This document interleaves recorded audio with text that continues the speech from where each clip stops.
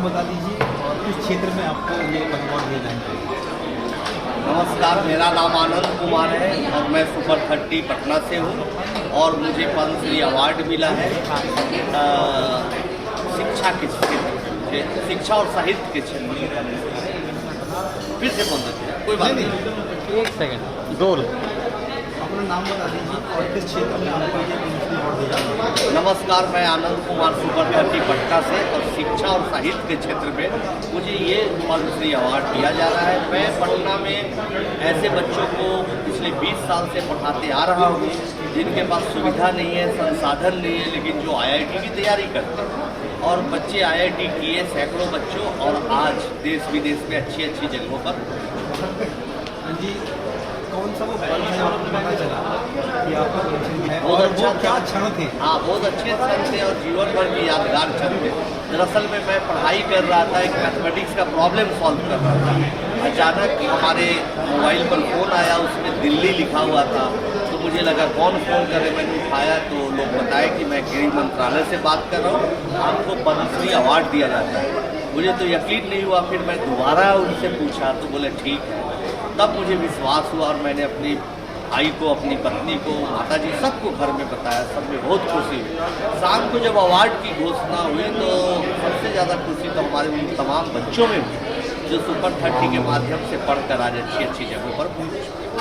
अनिल जी, क्या लगता है आपको कि पद्मश्री सम्मान है अपने आप में बहुत गर्व, चूँकि आप ऐसे क्षेत्र में आपने एक योगदान दिया है अपना शिक्षा के क्षेत्र में, सब जानते हैं। अभी जो पद्म अवार्ड दिए जा रहे हैं पहले हस्ती को दिए जाते हैं, लेकिन अब प्रधानमंत्री नरेंद्र मोदी ने देश के उन लोगों को ये पुरस्कार देना शुरू किया है जो किसी ऐसे समाज से आते हैं, बहुत पिछले समाज से या बहुत निम्न वर्ग से आते हैं, चाहे वो कला के क्षेत्र से हो।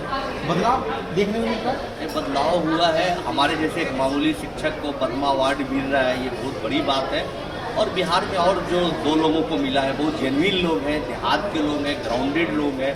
तो ऐसे लोग जो कि सामान्य लोग हैं, कॉमन पीपल हैं, उन लोगों को ये अवार्ड मिल रहा है, ये देश के लिए बहुत अच्छी बात है। और हम उम्मीद करते हैं कि तमाम युवाओं में ये प्रोत्साहन का काम कर रहा है। उसमें एक उम्मीद की किरण जागी है कि भाई अच्छा काम करिएगा तो आपको सरकार के द्वारा सम्मान और आपको पहचान दी जाएगी।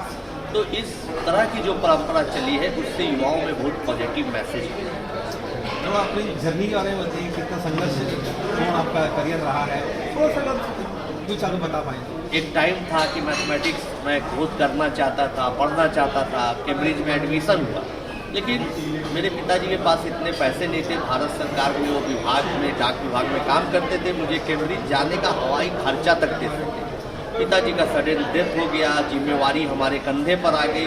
कैम्ब्रिज जाना तो दूर, मैंने पापड़ बेचना शुरू किया। हमारी माताजी पापड़ बनाती थी, हम दोनों भाई प्रणव और मैं पापड़ बेचता था। वहाँ से बेचते बेचते कुछ कोचिंग सेंटर्स हमसे संपर्क किए, पढ़ाने का प्रयास किया।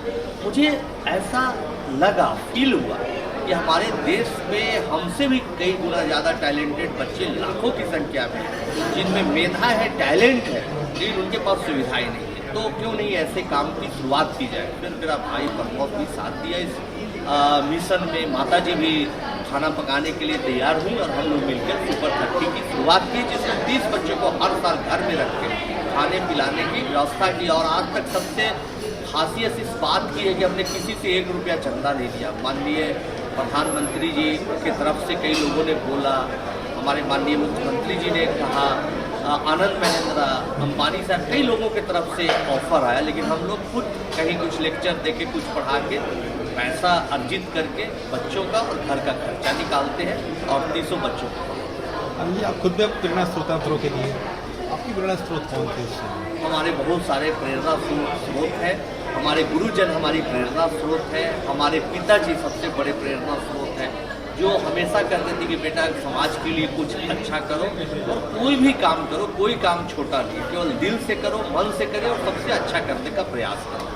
तो पिताजी हमेशा अच्छी बातें सिखाए, उसी का नतीजा है कि हम आपके सामने हैं और कुछ अच्छा करने की कोशिश कर रहे हैं और भविष्य में भी अच्छे करें, ऐसा अपना प्रयास। आपको लगता है कि जो जिम्मेदारी है, एहसास इस अवार्ड लेने का और ज़्यादा बढ़ गया है और जिम्मेवारी बढ़ गई है, लोगों की उम्मीद बढ़ गई है। तो मैं चाहता हूँ कि एक स्कूल का रूप दूँ आने वाले भविष्य में सुपर 30 को, और इसी काम पर मैं अभी चल रहा हूँ जिसमें सैकड़ों बच्चे लाभ उठा सकें। साथ साथ ऑनलाइन के जरिए मैं लाखों बच्चों तक ताकि उनका भविष्य बने और वो मैथमेटिक्स साइंस सीखे और देश के लिए अच्छा करें और आने वाले भविष्य में हमारा देश सच में विकसित हो।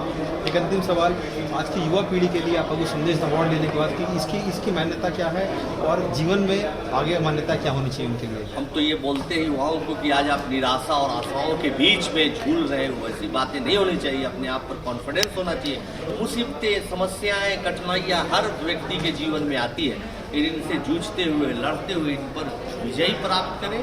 और ये अगर आप मेहनत करेंगे तो आपको सरकार और समाज सब लोग आपका सम्मान करेंगे और आप आने वाले भविष्य में प्रेरणा के स्रोत दूसरों लोगों के लिए बनेंगे। तो भारत के युवाओं से मुझे बहुत उम्मीद है।